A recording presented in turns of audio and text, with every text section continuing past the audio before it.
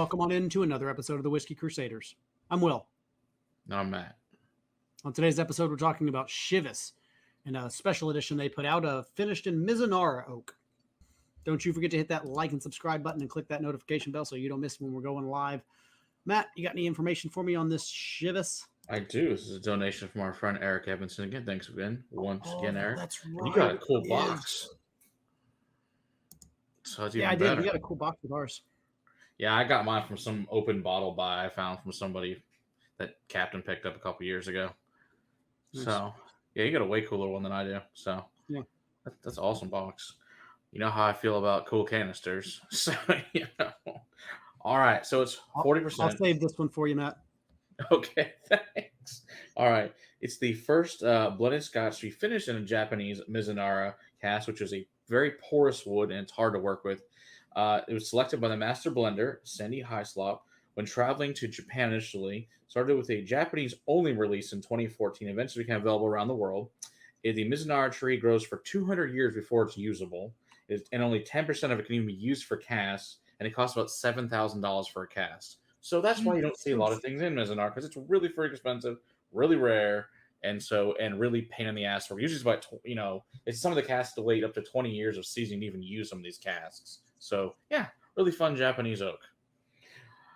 Alrighty then, so let's think of the history of Chivas Regal. Of course, we posted back in the wild in the 12. You guys can check that out, and we will link that at the end here and let you guys see what you think. So let's see what we think of this Mizunara Chivas Regal. There's no age statement. So I read some articles that says maybe about the 12 and then put into this, but it doesn't say it on the bottle, so I can't say for sure what it is. But it's no age statement technically. I don't automatically pick out the Mizunara Scotch or Mizunara oak. First thing I get is just a light and friendly Scotch. Just butterscotch and toffee and just very, very friendly. A little bit of floral notes. Yeah, I get like vanilla, coconut, little honey, floral. Yes. Brown sugar. Maybe like a maple glaze. You know those donuts that get like the QT that have that maple glaze on them? Yeah. Let's see. Orange, lemon, lime. Ooh, yeah, there's quite a bit of citrus. Did you say orange? Yeah. Yeah, like a blood orange. Almost into like grapefruit territory.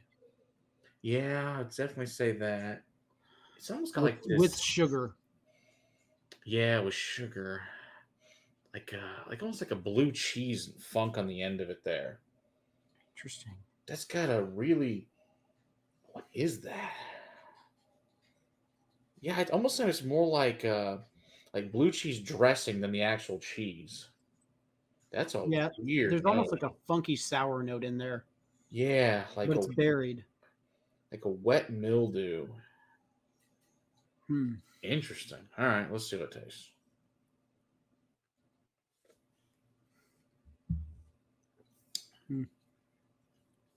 Still lots of vanilla, honey, floral, coconut. Yeah, honeysuckle, honey. White, like a yellow cake. Yeah.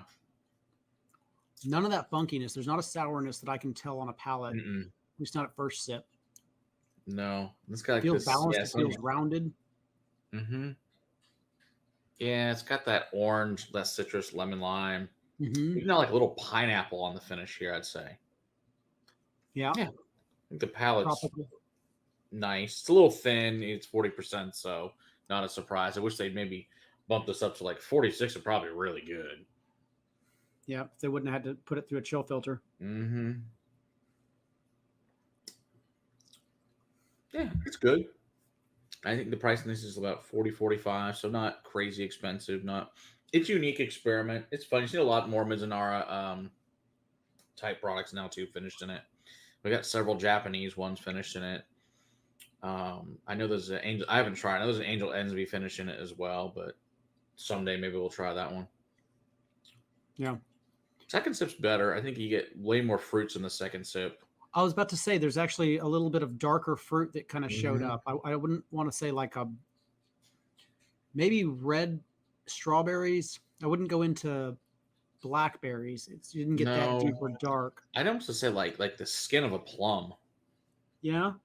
Yeah, it's got a little bit of the meat of it. Well, yeah, that's definitely better second sip. I think this would probably really good with like tonic water or just bubble water in general. Yeah, I do too. I think it'd play well. I think it'd be really good with it actually. I like it.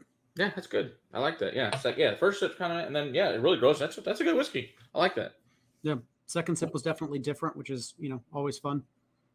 Yeah, and then third sip, same thing. It's just changing. That's good. That's a good whiskey. Well, thanks again, Eric. Good job as usual. No surprise, Eric picked a good whiskey for us. He always does. Not like that silly man, Travis Wallard. Don't you forget to hit that like and subscribe button and click that notification bell. We're also live every Monday night for your viewing enjoyment. Until next time, keep on crusading for better whiskey in your glass. Cheers. Cheers.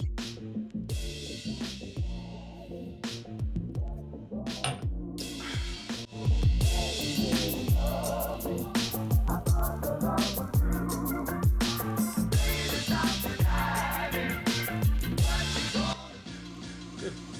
All right. What do we want to do next? Next, let's do Rocktown Chocolate Malt Bourbon.